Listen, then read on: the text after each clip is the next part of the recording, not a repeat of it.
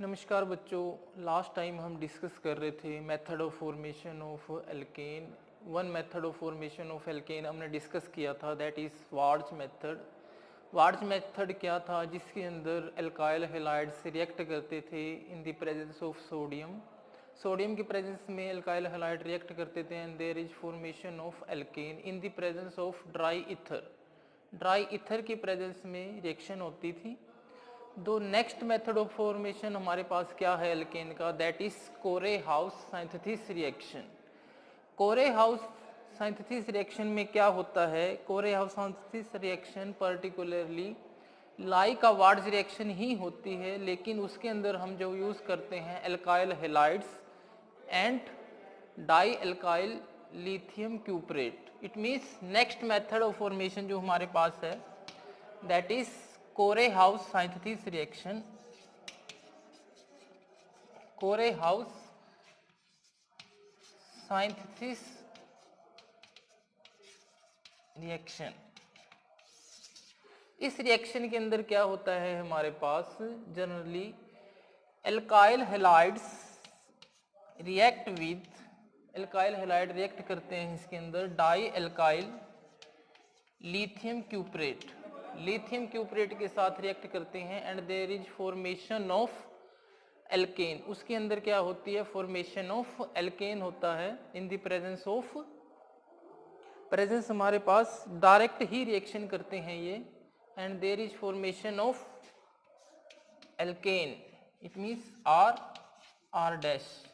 For example यहाँ से are dash अगर आप लेते हो, ये एल्काइल है, ये भी एल्काइल ग्रुप है, ये दोनों आपस में जुड़ जाते हैं and there is formation of alkane and the side product R जो हमारे पास रहेगा that is alkyl copper and lithium halides. इस तरह से आप प्रिपेयर कर सकते हो एल्केन, और इस मेथड को हम क्या कहते हैं? कोरे हाउस सिंथेसिस रिएक्शन। लेकिन जो हमारे पास वार्ज रिएक्शन थी, यानी कि वार्ज मेथड था, वार्ज मेथड के अंदर क्या था? जो एल्काइल हैलाइड्स रिएक्ट करते थे वो सोडियम के साथ रिएक्ट करते थे। सोडियम के साथ रिएक्ट करने के बाद in the presence of dry ether then there is formation of alkanes. तब उसके अंदर फॉर्मेशन ऑफ एल्केन होती थी। लेकिन ये बेटर मेथड है एज कंपेयर टू वार्ज मेथड। ये बेटर मेथड क्यों है? बेटर मेथड हम इसको यूं क्यों कह सकते हैं? क्योंकि उसकी कुछ लिमिटेशन थी वार्ज रिएक्शन की या फिर वार्ज मेथड की, कि उसके अंदर सिर्फ सिमेट्रिकल एल्केन ही प्रिपेयर कर सकते थे। लेकिन इसके अंदर ऐसा नहीं है, आप इसके अंदर सिमेट्रिकल और अनसिमेट्रिकल कोई भी एल्केन आप प्रिपेयर कर सकते हो। ओके, तो फॉर एग्जांपल अगर आप लें, एग्जांपल अगर हम लेते हैं इसके अंदर CH3 CH2 CH2 Br, for example propyl bromide react कर रहा है डाइमिथाइल लिथियम क्यूपरेट के साथ, then there is formation of butane. It means CH3 CH2 CH2 CH3। इसी तरीके से आप कोई भी अगर प्रिपेयर करना चाहते हो, कोई भी तरह की एल्केन अगर आप प्रिपेयर करना चाहते हो, तो यहाँ से आप डायरेक्ट ले सकते हो एल्काइल ग्रुप। एक ये alkyl group halides, alkyl halides का पार्ट, और एक यहाँ से एल्काइल का पार्ट, दैट आर कंबाइन, एक दूसरे के साथ कंबाइन हो जाएंगे and the formation of alkane. And this method is called कोरे हाउस सिंथेसिस रिएक्शन। और ये बेटर मेथड है एज कंपेयर टू वार्ज रिएक्शन। क्यों? वार्ज रिएक्शन से ज्यादा इंपॉर्टेंट रिएक्शन ये क्यों है? क्योंकि इसके अंदर आप किसी भी तरह की एल्केन्स प्रिपेयर कर सकते हो, चाहे वो सिमेट्रिकल हो चाहे वो अनसिमेट्रिकल हो, and that method is called कोरे हाउस सिंथेसिस रिएक्शन। इस मेथड को हम क्या कहते हैं? कोरे हाउस सिंथेसिस रिएक्शन। और जो हमारे पास इसके अंदर हम डाई एल्काइल लिथियम क्यूपरेट यूज करते हैं, वो भी डायरेक्टली आप प्रिपेयर कर सकते हो एल्काइल हैलाइड के द्वारा, and this method is known as Corey House synthesis reaction. Next हमारे पास जो है method of formation that is Kolbe electrolytic reaction.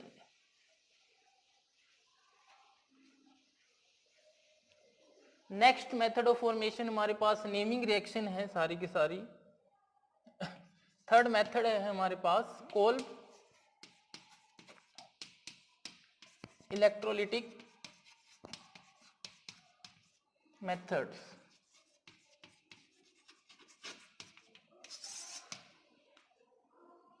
इस मेथड के अंदर जनरली होता क्या है, इस मेथड के अंदर हम sodium salt of carboxylic acid, इसके अंदर हम सोडियम साल्ट लेते हैं कार्बोक्सिलिक एसिड। सोडियम साल्ट का क्या मतलब है, फॉर एग्जांपल हमारे पास कोई भी कार्बोक्सिलिक ग्रुप है, जब कार्बोक्सिलिक ग्रुप में से हाइड्रोजन को आप रिप्लेस कर देते हो किसी मेटल के साथ, फॉर एग्जांपल अगर आप सोडियम से रिप्लेस कर सकते हो, पोटाशियम से रिप्लेस कर सकते हो, अगर हम यहाँ पे इसको है हाइड्रोजन को रिप्लेस करते हैं sodium, then it is called sodium salt of carboxylic acid. और कोल्ब इलेक्ट्रोलिटिक मेथड क्या है, कोल्ब इलेक्ट्रोलिटिक मेथड के अंदर sodium salt of carboxylic acid की जब हम इलेक्ट्रोलिसिस करते हैं, यानी कि लाइट पास करके इलेक्ट्रिसिटी पास करके जब हम इसकी डिकम्पोजिशन करते हैं, तब इट कन्वर्टेड इनटू एल्केन्स, तब ये एल्केन के अंदर कन्वर्ट हो जाती हैं, and that method is called Kolbe's electrolytic method. इस मेथड को आप कैसे करोगे, फॉर एग्जांपल आपके पास सोडियम साल्ट है कार्बोक्सिलिक एसिड का, जब आप इसकी इलेक्ट्रोलिसिस करोगे, इलेक्ट्रोलिसिस का मतलब इलेक्ट्रिसिटी पास करने, लिसिस का मतलब ब्रेकेज, इलेक्ट्रिसिटी पास करने पे जब आप इसका ब्रेकेज अप करोगे या फिर एक्वा सॉल्यूशन के अंदर, तब क्या होता है, there is formation of alkane, sodium hydroxide and water, ये सब चीजें बाहर निकलती हैं। इस मेथड को हम क्या कहते हैं, कोल्ब्स इलेक्ट्रोलिटिक मेथड। कई बार पेपर में आता है right a short note on Kolb electrolytic method, या फिर कोरे हाउस सिंथेसिस रिएक्शन, या फिर वार्ट्ज रिएक्शन, इसके ऊपर आपने क्या करना है, एक शॉर्ट नोट लिखो। कई बार पेपर के अंदर शॉर्ट नोट भी लिखना आ जाता है, तब आप क्या करोगे, क्या होती है कोल्ब इलेक्ट्रोलिटिक रिएक्शन, जब sodium salt of carboxylic acid जब आप पास आउट करते हो इलेक्ट्रोलिसिस, उसकी इलेक्ट्रोलिसिस करते हो, then there is formation of alkane, alkane की फॉर्मेशन होगी और सोडियम हाइड्रोक्साइड और वाटर बाहर निकलेगा, that is called Kolbe electrolytic method of formation of alkane. और रिएक्शन कैसे होती है, अगर आप इसका मैकेनिज्म देखो, आयनाइजेशन होती है, या फिर आप मैकेनिज्म अगर आप इसको कहें भी क्या मैकेनिज्म है कोल्ब इलेक्ट्रोलिटिक मेथड का, फॉर एग्जांपल अगर आप मैकेनिज्म की बात करो तो आयनाइजेशन होती है sodium salt of carboxylic acid की, आयनाइजेशन कैसे होती है, RCO नेगेटिव कटायन और अनायन के अंदर ब्रेकअप इसका होता है, ठीक है। अब देखो that is अनायन and that is cation, जिसके ऊपर पॉजिटिव चार्ज होता है उसको हम कटायन बोलते हैं, जिसके ऊपर नेगेटिव चार्ज होता है दैट आर अनायन। अब हमारे पास इलेक्ट्रोलिसिस के अंदर एनोड्स होते हैं, पोल्स होते हैं, जिसको हम कैथोड और एनोड बोलते हैं। अब जो इसके पास नेगेटिव चार्ज है वो पॉजिटिव एंड की तरफ मूव करेगा, और जिसके ऊपर नेगेटिव चार्ज है, सॉरी पॉजिटिव चार्ज है ion, that moves toward negative and, okay. Electrolysis में क्या होता है, हमारे पास दो एंड होते हैं जिसको हम एनोड और कैथोड बोलते हैं। एनोड के पास पॉजिटिव चार्ज होता है, कैथोड के ऊपर नेगेटिव चार्ज होता है। जब हम इलेक्ट्रोलिसिस पास करते हैं aqueous solution of sodium salt of carboxylic acid में से, तो इसका सबसे पहले आयोनाइजेशन होता है। आयोनाइजेशन किसमें, नेगेटिव चार्ज और पॉजिटिव चार्ज, इसका मतलब कटायन और अनायन के अंदर। अब जिसके ऊपर नेगेटिव चार्ज है वो तो कैथोड की तरफ मूव करेगा, जिसके ऊपर ऑलरेडी नेगेटिव चार्ज है, और जिसके पास एनायन है जो हमारे पास, that moves toward positive end that end are called anodes, okay. For example sodium salt of carboxylic acid ionization होगा, एक्वस सॉल्यूशन आप ले रहे हो, इसका मतलब H2O भी आप यूज कर रहे हो, उसका भी आयोनाइजेशन होगा H positive and OH negative, अब रिएक्शन कैसे होगी, एट कैथोड और एनोड कहोगे, पहले एनोड पे हम ले लेते हैं। एनोड पे होता है पॉजिटिव चार्ज, ठीक है। इसका मतलब जिस अनायन के ऊपर नेगेटिव चार्ज है वो इसकी तरफ मूव करेगा। इट मींस RCO नेगेटिव, ये 2 इलेक्ट्रॉन लॉस करेगा। ये 2 इलेक्ट्रॉन लॉस करने के बाद RCO ऐसे बन जाएगा, और इसके बनने के बाद there is formation of RR, यानी कि एल्केन का फॉर्मेशन होगा, और रिमूवल ऑफ CO2,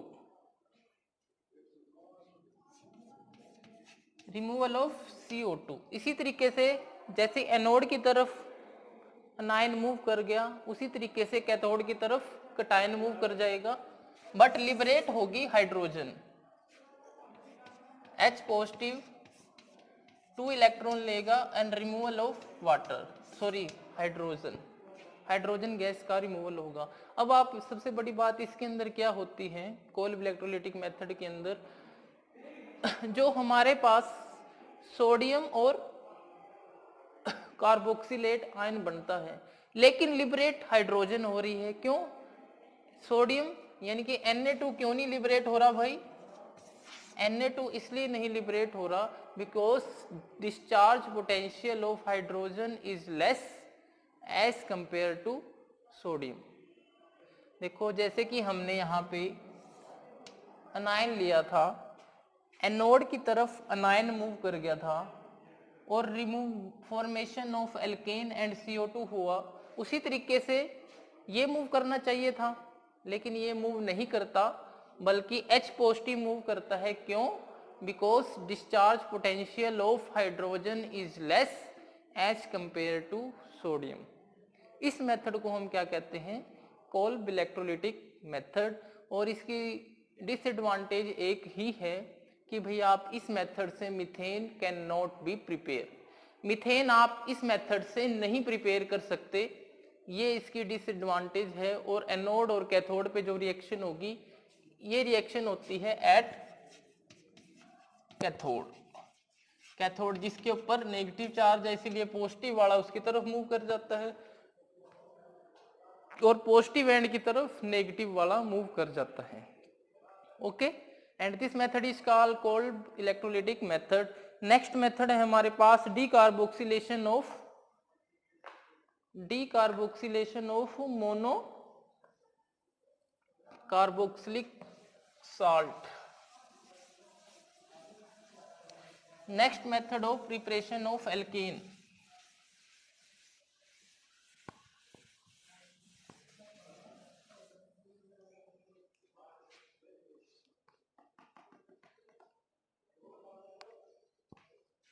फोर्थ है हमारे पास जो आपके सिलेबस के अंदर है, दैट इज डीकार्बोक्सिलेशन।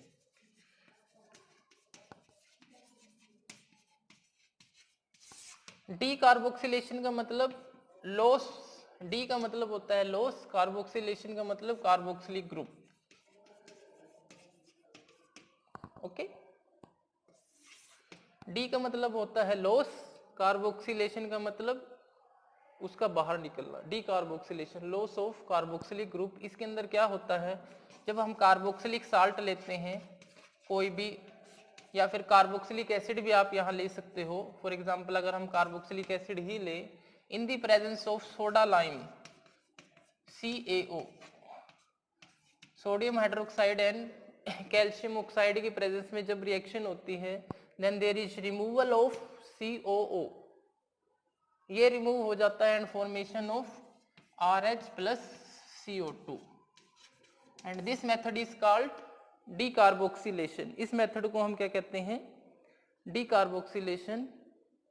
सॉरी, यहाँ कार्बन डाइऑक्साइड नहीं बनती, there is formation of sodium carbonate Na2CO3। Okay, इस मेथड को हम क्या कहते हैं? Decarboxylation. That is another method of formation of alkene.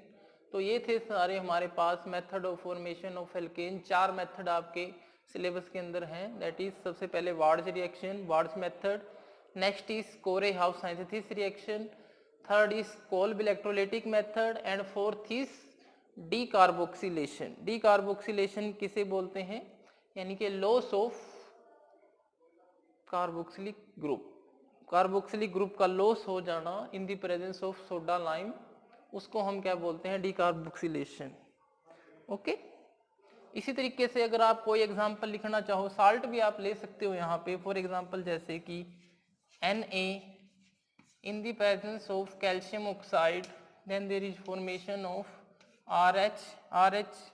यहाँ आप कोई भी एग्जांपल ले सकते हो, जैसे acetic acid, sodium acetate, then there is formation of methane, there is formation of methane and sodium carbonate। इस मेथड को हम क्या बोलते हैं, decarboxylation. Okay, that is called decarboxylation. This is all about the method of preparation of alkane. Next है हमारे पास physical properties. Physical properties means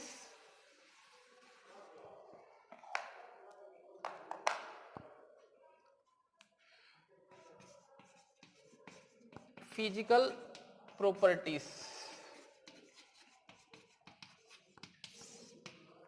physical properties क्या होती हैं, फिजिकल प्रॉपर्टीज के अंदर जो हम इंक्लूड करते हैं दैट इज स्टेट। स्टेट क्या है, यानी कि उसका वो सॉलिड है, लिक्विड है या गैसिस फॉर्म में होते हैं, क्या होते हैं। सेकंड, बॉइलिंग पॉइंट क्या है, बॉइलिंग पॉइंट से रिलेटेड उसकी प्रॉपर्टी, मेल्टिंग पॉइंट से रिलेटेड उसकी property. These all are all property that we have discuss in the physical property. और केमिकल प्रॉपर्टी के अंदर हम जो डिस्कस करते हैं वो होती है उनकी केमिकल रिएक्शंस के बारे में, मतलब किसके साथ क्या रिएक्शन कोई कंपाउंड दिखाता है, उसको हम बोलते हैं केमिकल प्रॉपर्टी ऑफ एल्केन। लेकिन यहाँ हम फिजिकल प्रॉपर्टी की जब हम बात करेंगे, सबसे पहले अगर हम बॉइलिंग पॉइंट की बात करते हैं, बॉइलिंग पॉइंट जो सबसे इंपॉर्टेंट होता है फिजिकल प्रॉपर्टी के अंदर, बॉइलिंग पॉइंट क्या है, ठीक है। और मेल्टिंग पॉइंट सबसे बहुत इंपॉर्टेंट एल्केन के अंदर होता है, boiling point and melting point. सबसे पहले अगर बॉइलिंग पॉइंट की हम बात करें, जैसे जैसे higher the number of carbon chain होगी उनका बॉइलिंग पॉइंट बढ़ता जाता है। Boiling point is increase as the carbon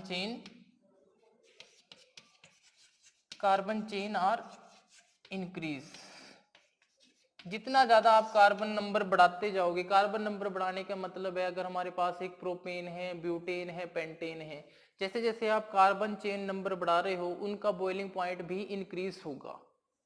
क्यों इंक्रीज होगा, क्योंकि उनका सरफेस एरिया बढ़ रहा है और उनके अंदर जो वंडर वाल इंटरेक्शन होती है that are increase, van der Waals interaction increase होती है। इसका मतलब फॉर एग्जांपल अगर हम प्रोपेन की बात करें, एक हमने प्रोपेन लिया है, एक हम लेते हैं ब्यूटेन,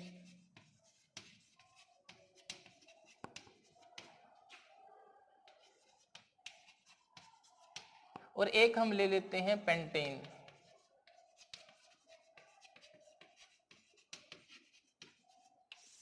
ठीक है, ये हमने तीन लिए हैं, प्रोपेन, ब्यूटेन, पेंटेन। तो इसके अंदर क्या होता है प्रोपेन का बॉइलिंग पॉइंट कम होता है ब्यूटेन से, ब्यूटेन का कम होता है पेंटेन से। क्यों है ऐसा, क्यों है इसका रीजन अगर आपसे पूछे why the pentane has higher boiling point as compare to butane and propane, तो उसका क्या रीजन रहेगा। उसका रीजन यही है कि भाई as we increase the carbon chain, जैसे जैसे हम कार्बन चेन बढ़ाते हैं there is increase in surface area, surface area increase होता है। सरफेस एरिया इंक्रीज होने से क्या होता है, there is increase in van der Waals interaction, van der Waals interaction increase होती है। ओके, वंडरवाल इंटरेक्शन इंक्रीज होती है, वंडरवाल इंटरेक्शन इंक्रीज होने से उनका बॉइलिंग पॉइंट इंक्रीज होता है। लेकिन अगर आप ब्रांचिंग की बात करो, अब यहाँ पे एक ये नॉर्मल चेन है, अगर हम इसको ब्रांचिंग में ले आए, ब्रांचिंग का मतलब है CH3CH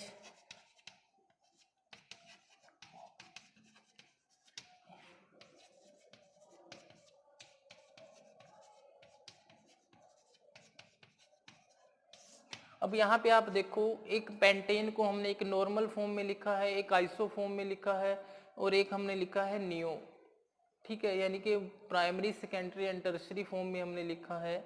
तो जैसे ही हम नॉर्मल से प्राइमरी से सेकेंडरी आते हैं या टर्शियरी आते हैं तो बॉइलिंग पॉइंट डिक्रीज होता है। बॉइलिंग पॉइंट डिक्रीज होगा ब्रांचिंग से, क्यों होगा? Because there are decrease in surface area. Surface area decrease होगा, सरफेस एरिया डिक्रीज होने से क्या होता है? There is decrease in van der Waals interaction, van der Waals interaction decrease होती है, वंडरवाल इंटरेक्शन डिक्रीज होने से their boiling point decrease.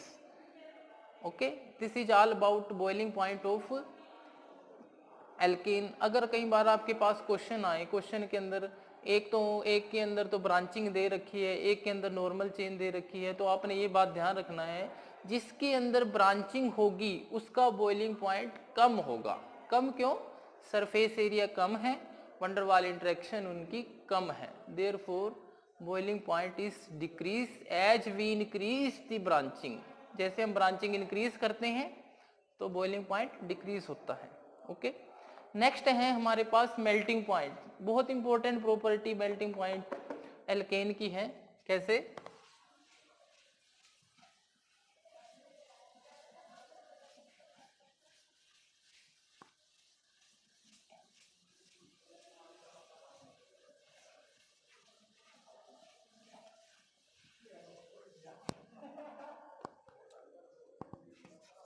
Melting point of alkane. देखो, सबसे पहले अगर मेल्टिंग पॉइंट की बात करें, लास्ट कई बार पेपर में क्वेश्चन आए हैं, what are the alternation effect, what are the sawtooth rule of alkane. सबसे पहले क्वेश्चन अगर कोई आपसे पूछे व्हाट आर अल्टरनेट इफेक्ट, ठीक है, क्वेश्चन है फॉर एग्जांपल सेकंड क्वेश्चन अगर मैं लिखूं, व्हाट आर दी सॉटूथ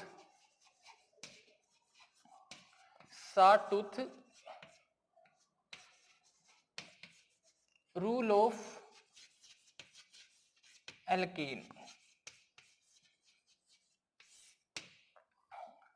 ठीक है, सॉटूथ रूल ऑफ एल्केन। सबसे पहले तो आपको ये क्वेश्चन आए हैं कई बार, क्या होता है सॉटूथ रूल, क्या होता है अल्टरनेशन इफेक्ट, और क्या ट्रेंड है मेल्टिंग पॉइंट का इन एल्केन के अंदर, ये हम डिस्कस करेंगे। सबसे पहली बात तो यही है, जैसे जैसे इंक्रीज होती है carbon chain, there is increase in melting point.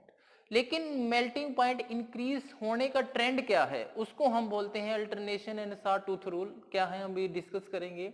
लेकिन कई बार आप देखो भाई, जैसे आप कार्बन 2 से 3 में गए तो थोड़ा चेंज, 3 से 4 में गए एकदम शार्प चेंज, भाई जैसे 3 से 2 में गए तब तो कम चेंज हुआ, लेकिन जैसे ही आप 4 से 5 के अंदर जाते हो बहुत ज्यादा इंक्रीज इन मेल्टिंग पॉइंट होता है। ऐसा क्यों होता है, उसको हम एक ट्रेंड लेंगे, ट्रेंड से समझते हैं।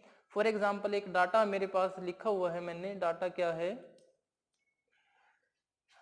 डाटा हमारे पास जो है दैट इज प्रोपेन का हमने लिया हुआ है, ब्यूटेन का लिया हुआ है, पेंटेन का लिया हुआ है, हेक्सेन का लिया हुआ है और हेप्टेन का लिया हुआ है। एल्केन का C3H8 that is propane, butane,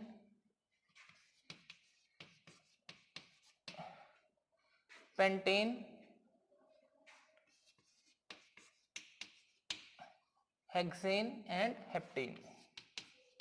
चाहे आप हेप्टेन ना भी लिखो कोई दिक्कत नहीं है, आप हम सिर्फ यहां से भी समझ सकते हैं। इनका डाटा अगर आप देखते हो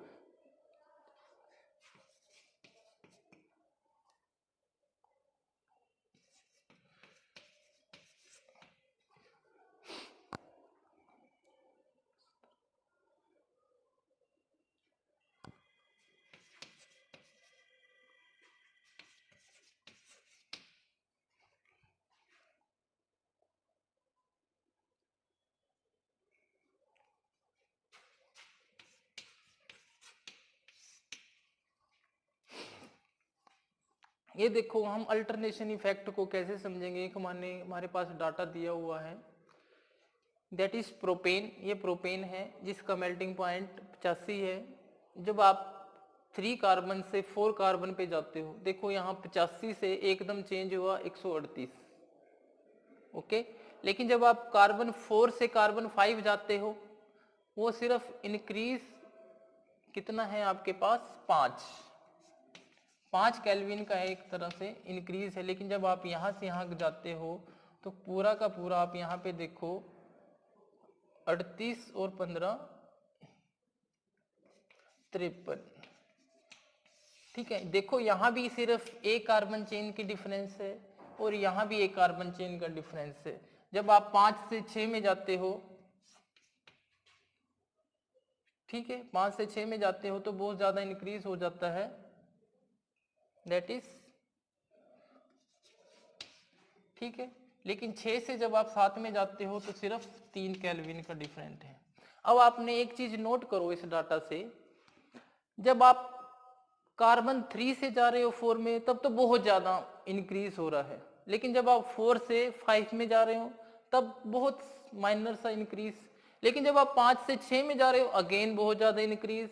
लेकिन जब आप 6 से 7 में जा रहे हो तब बहुत कम इंक्रीज इन मेल्टिंग पॉइंट। हालांकि इंक्रीज हो रहा है लेकिन बहुत ज्यादा इंक्रीज नहीं हो रहा, जैसे रेगुलर ट्रेंड में होना चाहिए उतना नहीं हो रहा।